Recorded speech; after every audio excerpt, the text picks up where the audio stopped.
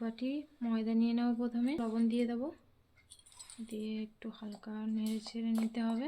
মেশানো হয়ে গিয়েছে, গিয়ে এটা একটু সরিয়ে রাখবো। আর একটা পাত্র নিয়ে নেব, নিয়ে ওতে একটু উষম উষম গরম দুধ দেব, মতো চিনি দেব, পরিমাণ মতো একটু ইস্ট দেব, একটা ডিম দিয়ে দেব। একটু ভালো করে ফাটিয়ে নিতে হবে। ফাটানো হয়ে গেলে এইটা এবার এই ময়দাতে দিয়ে দিতে হবে।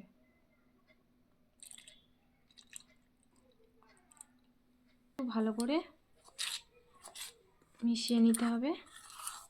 এটা মাখা হয়ে গেছে। দেখবেন যাতে না একটু বেশি টাইট হয়, এরকমই যেন থাকে। থালা নিয়ে নেব, ময়দা ছড়িয়ে দেব। এই ময়দাটা বাড়িতে দিয়ে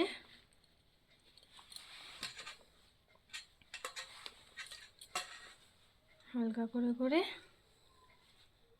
ভালো করে একটু মেখে নিতে হবে।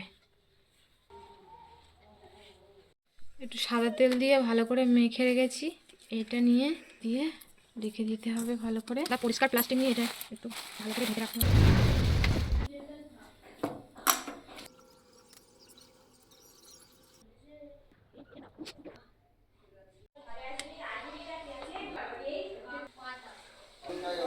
সবাই একবার ট্রাই করে দেখবেন, খুবই ভালো খেতে।